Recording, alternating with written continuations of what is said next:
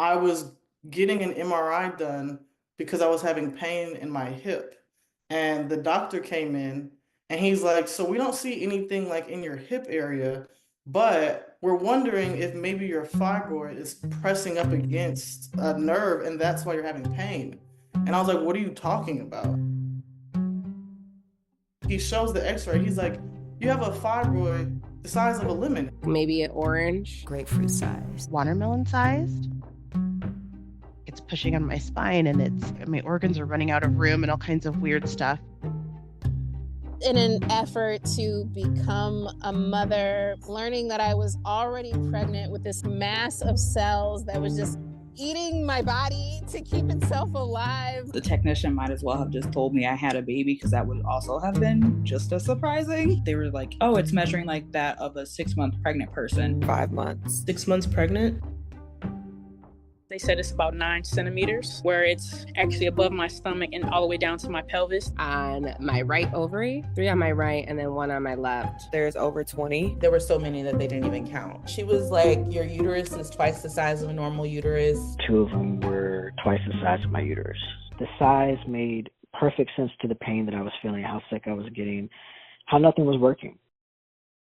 Fibroids was something that was not on my radar at all. I literally majored in women and gender studies and I'd never heard this word until my doctor diagnosed me. I had to first Google what a fibroid actually was. And I looked at the pictures and I was like, I'm going to throw up. Like, why did I do that? My mind was blown. I'm like, this is what they look like? This was not part of like the your body is changing talk. I remember hearing about it, but in the laundry list of like, as a Black femme bodied person, you might be at risk for blah, blah, blah, blah, and then keep it pushing. There seems to be this cultural joke like, welcome to the club. It was just something that was inevitable. They've always run in my family. I just knew that I would wait my turn to get my diagnosis. When I was 13, I witnessed my mother in a hemorrhagic episode that was caused by fibroids, and it led to an emergency hysterectomy.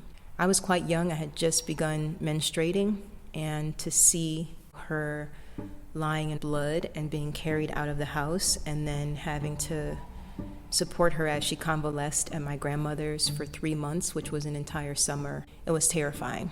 And I wondered if my body could do what her body was doing. I think I made a decision at that time that I was going to do whatever I could to make sure that didn't happen to me. And I thought that was going to save me. And none of what I was doing saved me. It took over my entire life. I was just in complete agony every day. Sick in ways that I couldn't explain. Very fatigued and weak, and it takes a lot of energy for me to even leave this house. I always have lower back pain. Back pain. Physical pain in my stomach every day. Feeling the fibroid press against your bladder, your bowels. I can still feel one like protruding through my stomach. The heavy periods. Abdominal cramps, migraines. 7 days, usually 8-day cycles. A 42-day cycle. Heavy bleeding. Bleeding so much that I thought I had a miscarriage. Occasional vomiting. Vomiting uncontrollably for like 12 to 15 hours, sometimes even longer. It started to happen so often where I was like, I think I might die. Like, this might actually take me out. I don't know. Sometimes it would knock me out cold. In so much pain that I had to pull over off the highway, made it just in time before I passed out. Tried to put the car in park, but it actually ended up in reverse. I remember hearing like horns going. I woke up and I couldn't see. Everything was just grayed out.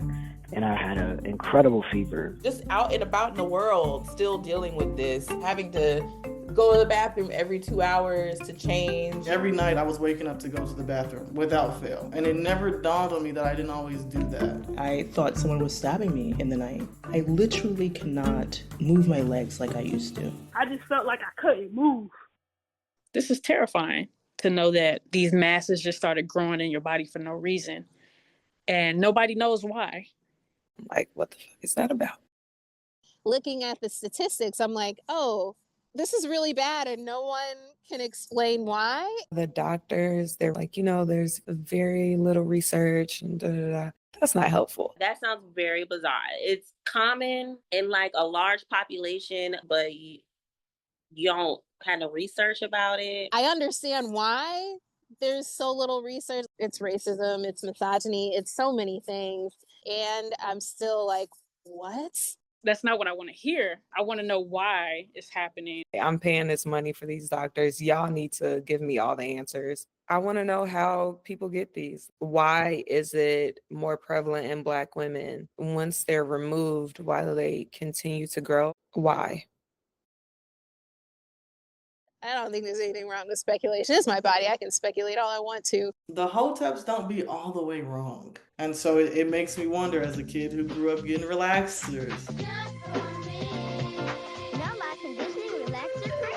My mother started relaxing my hair when I was like 4. Maybe the exposure to those chemicals probably had a lot to do with it, because there's been a lot of weird reproductive things that they found out those chemicals are causing. Why is they cloned Tyrone in the humor section in Netflix? Like, that shit is a documentary. Maybe it is because I used to have perms. I only had a perm once. Like, I got it applied once, and my parents were like, oh, we can't afford to upkeep this. I happened to get one when I was like 11, and then I didn't have any more after that. And I've had locks or natural hair. It's more than that. There is environmental racism. I grew up around like an oil refinery. I think the foods maybe that we eat. It's the way I eat in my food. We got to get fresh produce. We have to go 45 minutes or 30 minutes from our neighborhoods if we want it like that. Or we got to pay an arm and a leg from these people. I was plant-based. I was working out 4 or 5 times a week. Like, I was actually the healthiest I had ever been in my adulthood. Is it because I'm not having sex with men or something? I don't know. Like, is penetration a part of it? I know that's crazy. That sounds crazy. But I'm like, does that factor in? Or I don't know. It's nothing that somebody did wrong. It's not something that I purposely went out to try to get fibroids. Like, it just kind of happened, but it's that stigma of you obviously aren't taking care of yourself, or you're not eating right. This is nothing that somebody is causing. It's just a lot of uncharted territory.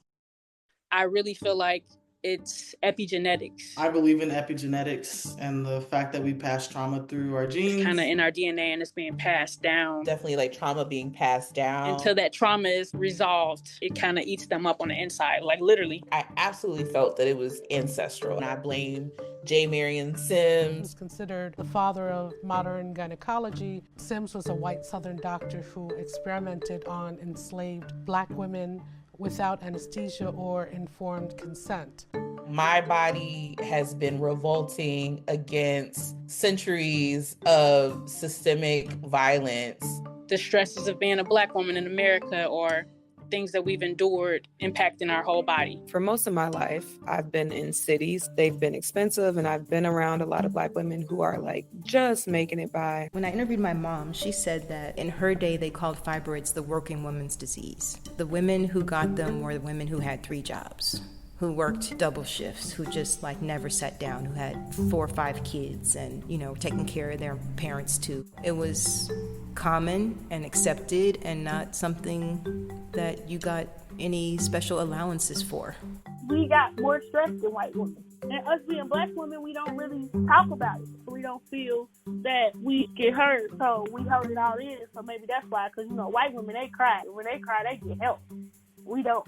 We get help, but we don't get the comfort. We get talked to like we animals are saying, come here, you can do it.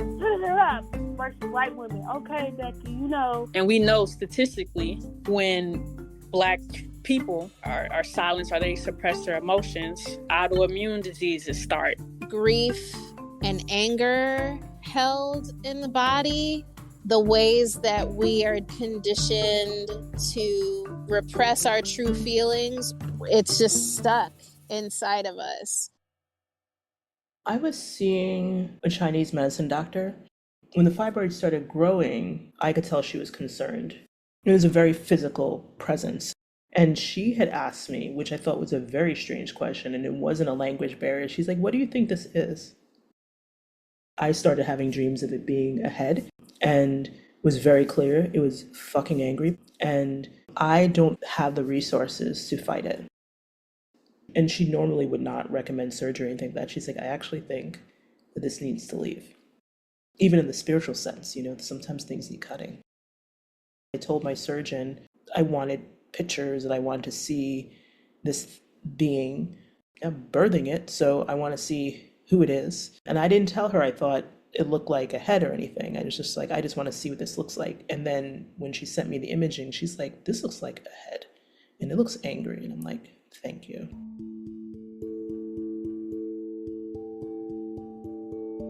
What is this? What's happening here? And I don't think this is just happening to my body. I feel like it's some kind of technology, and I'm not sure for what, from when, but I don't necessarily come from a belief that illness is illness. It's a message. I think through conversation and story, the message will become clear.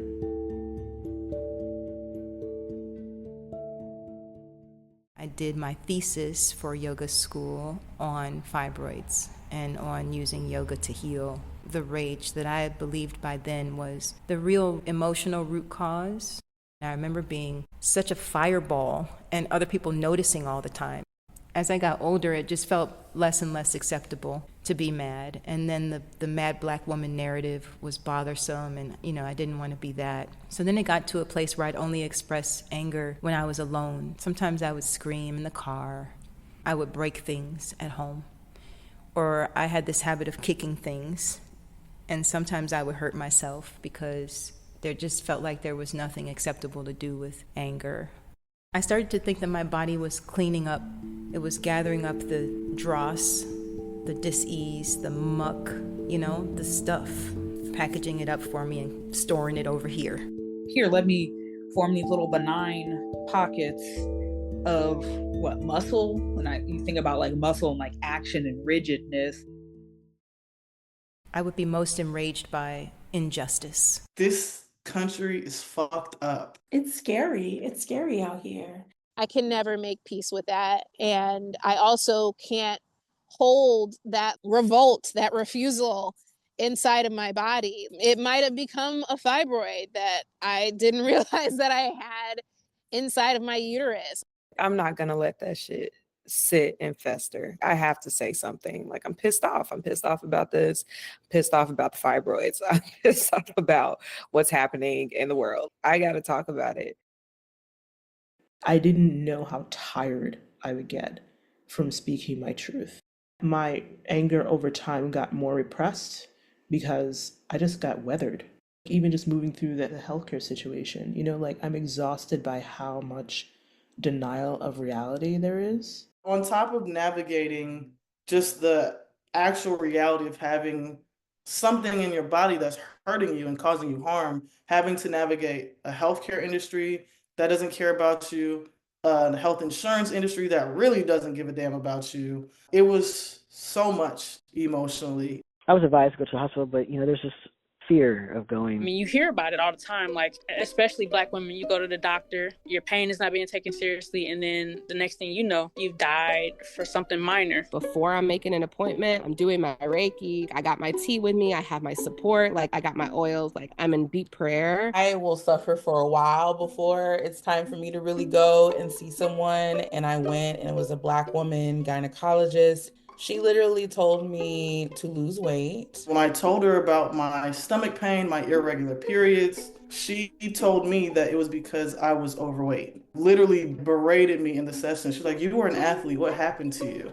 And I had just had a foot surgery, so I hadn't walked in 3 months. They said 2 weeks before your period, start taking a leave daily. So you want me to pump my body with drugs every day? That's 3 weeks out of a 4-week month. That can't be good. She said you should take the maximum amount of Tylenol every day. I was like, I need an ultrasound. I know that the fibroids are back. And I had to really push for that because she was just like, no, let's get you on birth control. Her diagnosis without asking any questions was, I had a rare gastrointestinal issue because I smoked weed. Even checking for the fibroids, being in excruciating discomfort while it was happening, just I'm not going to tell you shit. You're just going to lay here and I'm asking all these questions and feeling the frustration of you are wasting my time. I shouldn't feel rushed every time I go to a gynecologist. It shouldn't have taken me 20 years to get a diagnosis for fibroids. I'm going to multiple professionals and explaining in detail the things that are happening to me, and no one considered that it could have been a fibroid. Black, queer, and trans people, so many of us don't have access to quality and affordable healthcare, to one, even be diagnosed, and then also to then have the proper treatment and care. They don't see Black people as real people. They don't see trans people as real people. There, of course, are people in the industry who understand the intersectionalities of it all. And, you can get an appointment with them in like 10 months. My providers have all been white women. There's certainly a way that they're interacting that is infantilizing. I mostly had white doctors, and it just didn't seem like a big deal to them. I wasn't taken seriously. They were kind of cavalier, like, well, it's just fibroids. Having to repeat myself when the question comes up, are you and your husband? And I'm like, are you listening to me? Are you reading my file? When I disclose that I'm queer, that I'm not interested in having kids, that my partners and I are not interested in pursuing that, the whole, well, that could change. Attempts to preserve my ability to give birth rather than help me stop pain. People were like, you have to agree to a hysterectomy immediately. I was like, wait, I know that's not the first step. Something's wrong about that line of thinking. It took about a year before I found a doctor who was willing to do imaging. And so in that year time, it grew. Both my mom and my aunt, they had full hysterectomies. That was kind of devastating for them because they both did want other children. As far as I remember, the doctors just told them there wasn't any way around it. And we don't know if that's actually true or not. I was going in for a myomectomy and might have had to have a hysterectomy and had to just consent to those risks before I went under. I didn't know whether I was going to wake up with a uterus or not. The hysterectomy was fine. They wheeled me out. But there was literally no follow-up care, no package to be like, all right, this is your life now. I was like, do I need to get a pap smear anymore? Like, I don't know anything. They don't tell you shit. But bye. Oh, you can walk? You just passed some gas? All right, bye. Damn, y'all not gonna give us like a care package or like a follow-up? It's just boop, you're out on your own. And of course they gave me a bill. My level of care was enough to make me, I wouldn't say suicidal, but it made me literally want to just opt out. Like, I would just wish that I would not wake up. I feel like I'm too tired to feel rage. Like, I feel rage, but I'm too tired to express it. And I don't know if it's because I almost kind of feel like it would consume me. If I get too stressed or even if I get too angry, then I just start to spiral. I immediately cry. I go from screaming to crying. You find yourself being explosive. It would end up in blackout situations, and I'm behind bars, and that shit was scary. I've seen anger show up in scary ways. I've been afraid of it. I've been afraid of my own anger. I've been afraid of other people's. I also don't know where to direct it. I used to direct my anger a lot at my past partner. I grew up in a domestic violence home, and so there really wasn't expressions of healthy anger. Anger and violence are intertwined and overcoupled. I've allowed anger to get this really bad rep. I grew up a middle-class girl child, taking up as little space as possible. Raised as the eldest child, raised as an eldest daughter, I was taught to sort of hold it together. I find myself being more angry on behalf of other people. Even when I was younger, I used to get into fights, but not necessarily to protect myself. As a kid who grew up fighting mostly boys, I learned that if I reacted while angry, I would not be respected or listened to. Anger was not allowed. I would stomp it out. My wife makes fun of me, but I was I'm really envious of white men and their ability to just tear shit up. I actually was a headbanger, and being in mosh pits were freaking great to just do that, and that was just fine. And what we were doing was communal, and there was no words. I didn't have to really go into all the things. When I feel most angry, I feel ignored, or I feel like I'm being misunderstood. Part of my somatic journey has been staying grounded and present with myself. Let me pause and not dissociate. Even as anger is starting to bubble up, to let myself cry And then also say the hard thing. You have to say what you need to whoever I need to say it to. And that includes myself. In Buddhism, the flip side of anger is wisdom. There's an injustice being spoken to. Because this is not how things should be. I have a line. Everyone has a line. I am still mad. It makes me irate, really, to think about the lack of care, lack of attention that I experienced. There's something systematically wrong. You have to maintain your anger like a fire. Your anger is what fuels you into action, so you don't want to let it go out because that means you've probably hit apathy. You're probably giving up, but you don't want your anger, your fire to burn so much that you burn out. Emotions are energetic. I understand now everything is energetic before it's physical, and it's all just so connected. It's something that's sometimes hard to talk about, but you have this felt sense of this truth. Your body will let you know if something's wrong. You don't have to live a life that's full of pain. I am not wrong. Wrong is not my name. My name is my own, my own, my own. And I can't tell you who the hell set things up like this, but I can tell you that from now on, my resistance, my simple and daily and nightly self-determination may very well cost you your life.